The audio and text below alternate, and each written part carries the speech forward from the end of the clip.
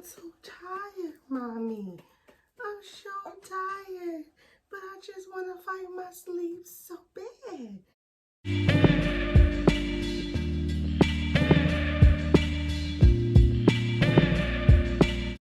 What is up, YouTube? It is your girl back with another video for you.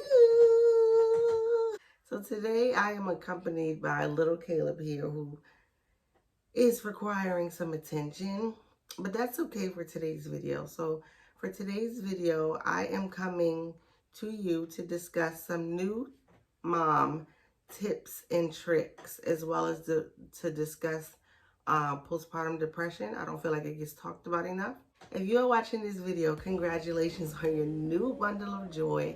I know it's such an exciting moment to be bringing home your baby. If you are watching this and you are not expecting, congratulations on your journey to expecting, because I'm believing it for you if you're believing it for yourself. So congratulations in advance to you, Mom. So I am a mom of 3. I am no professional. I am only here to give you my tips and tricks that worked for me, to try and help the best I could. So take what you want from this video. If it does not help you or work for you, and just take it with a grain of salt. But if you have done some of these things, or if you agree with some of the advice I'm about to give to the new moms out there, then stay tuned for this video. So I went ahead and wrote down some things on my iPad that I wanted to share with you. Tip number 1 for new moms: ask for help. I cannot stress this enough. When you are pregnant, there are going to be friends and family members who are going to tell you, I will be here when you need me. They're going to tell you how excited they are to meet the baby. They even might show up for your baby shower. However, I am here to tell you it is a fantasy. I don't think that people realize how much help you actually need when the baby comes home from the hospital. So this is why my first tip is for you to ask for help, because most people like to wait until help is offered, and help might never be offered. Now, yes, I know for ladies, if you are married, you have someone at home with you, mother's job is never done. I know this is going to sound cliche, but in all actuality, it is the truth. Nobody's going to care for your baby like you. If you are nursing, obviously your husband doesn't have a breast to put your baby on. So majority of that, of the day goes to you taking care of baby. Ask for help. I am telling you, if I don't tell you another tip for today, take this one home with you. Ask for help, okay? Do not be afraid. People might say they are busy, but you might get somebody who offers to come over, and help you out. Take the help, sis. Take the help. I am telling you, take the help. Tip number 2, take a walk. And what I mean by take a walk, I mean, please, please, please get your me time, whatever that is. I know me time isn't necessarily considered me time if you have your child with you, but even if you do have to take a walk with your newborn, do it.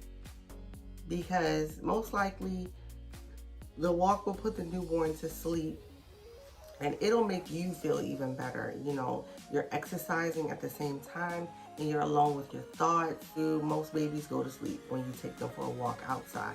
So please, please, please get your me time. Now, if that is not taking a walk with your baby, take a walk without your baby. If your me time is getting your nails done, if your me time is running a bath for yourself, and staying in the bathroom, if your me time is sitting in your car, if your me time is hanging out with your friends, please, please, please don't forget about your time. It is very important, especially with a newborn. You tend to lose yourself.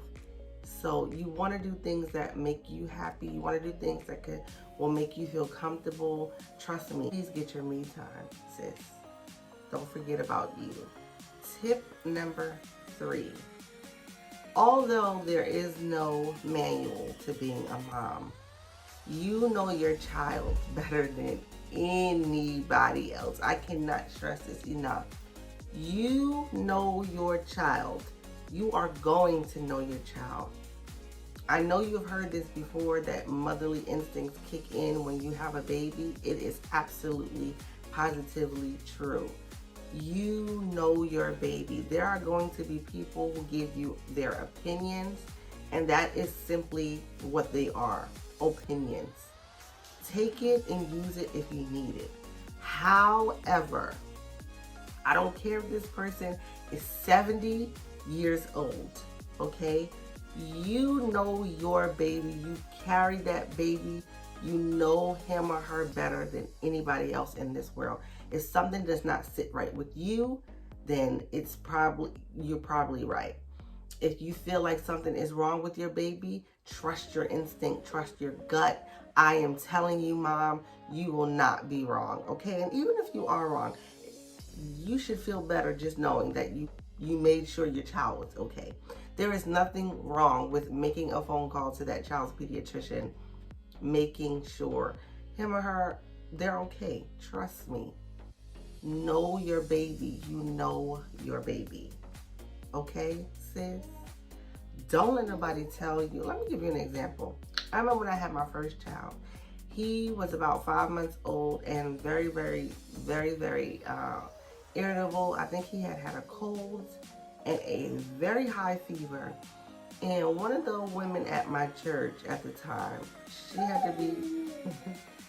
to be in her 70s, or 60s or 70s, told me to break an aspirin and give it to my baby.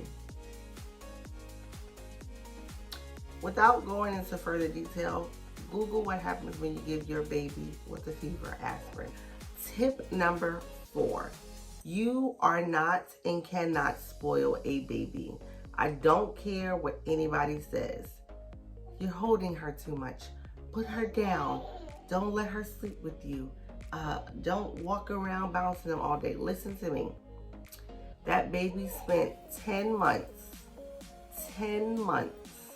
in your belly, listening to your heartbeat, feeding off of your body, living off of your blood supply, listening to your heartbeat. That baby was just brought into a brand new atmosphere, a brand new world.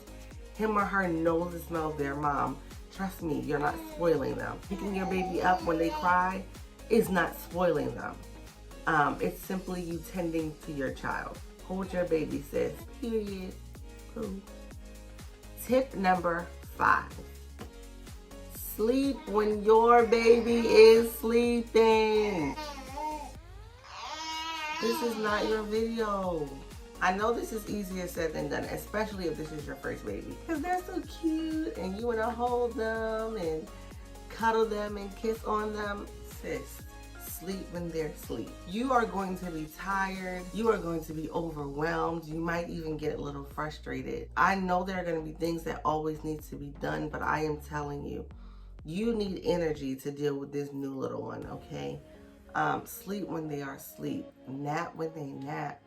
Create a schedule. Create something that's easy for you to go with if you have to do other stuff around the house to get it done. But you need energy. You should not want to care for your baby if you are exhausted. That is how accidents happen. That is how things happen. That is how, if I can be honest with you, your baby can sense when you are frustrated. So you need that extra rest, because if you have a frustrated baby and a frustrated mom put together, that equation, it's not a good look. So please, please, please sleep when your baby is sleeping. It's imperative, and it's very important that you get your rest so that you are able to deal with baby. And if you have other kids, it's also important that you tend to your other kids. Which brings me to my next tip, tip number 6. If you have other children, please, please, please do not forget about your other kids. You know, this is easier said than done as well. However, especially if you have a toddler and you bring a new baby home, they feel that the attention is no longer all the way on them. You want to give them something of their own. You want to give them maybe a day of their own. You want to give them, you buy your new baby something. Maybe you may want to buy something for the other kids. For me, what I had to do is, when I had my daughter, I had how old was Cameron? 5 or 6? I had a 6-year-old son when I had a new baby, and it was a shock to him because we had spent 6 years, just him and I. So I had to take him out, just me and him sometimes. I would just say, this is Mommy and Sunday. Just give him his own attention. And then now when I had my new baby, I then had a 8-year-old, a 3-year-old, and now a baby.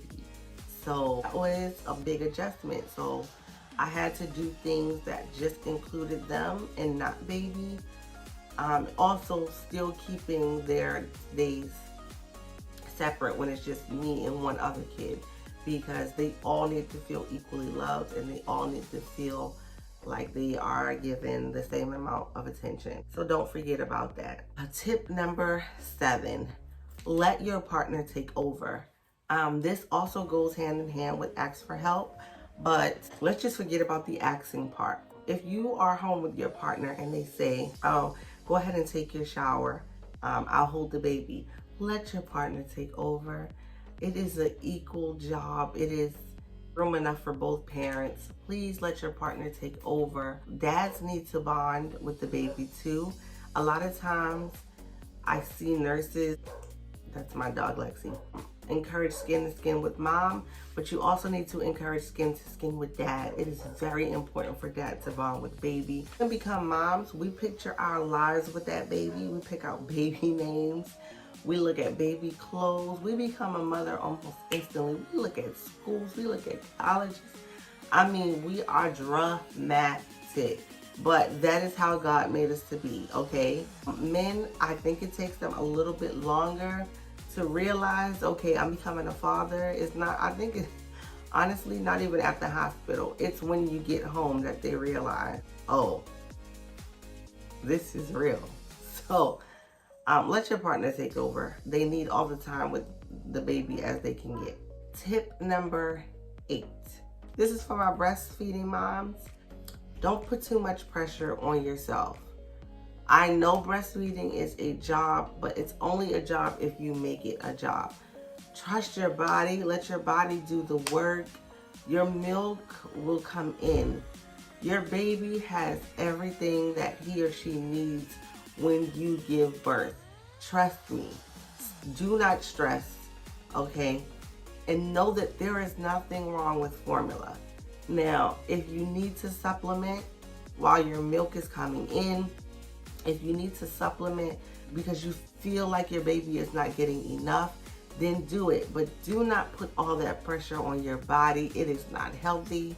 You need all the energy you can get. Just intake the right amount of calories to make sure that you are producing milk. But I'm telling you, do not stress. You have what your baby needs. Just relax. Number 9. Do not feel bad about saying no to people. And what I mean by that is when you have a new baby, people might want to come and visit you, or you might not want visitors. Be okay with saying no. It is okay. People need to respect your boundaries and people need to respect your choices.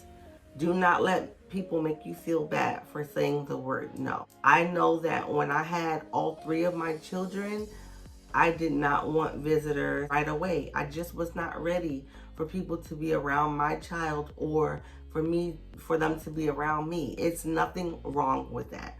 Please know that. They have to respect that. If they don't, get you some new friends. When you are ready, then you will be ready and you will know that you are ready. And you know, right now we're in the middle of a pandemic, Corona going around. You don't want people around your baby. Just say no. Don't feel bad about saying no. Tip number 10. Do not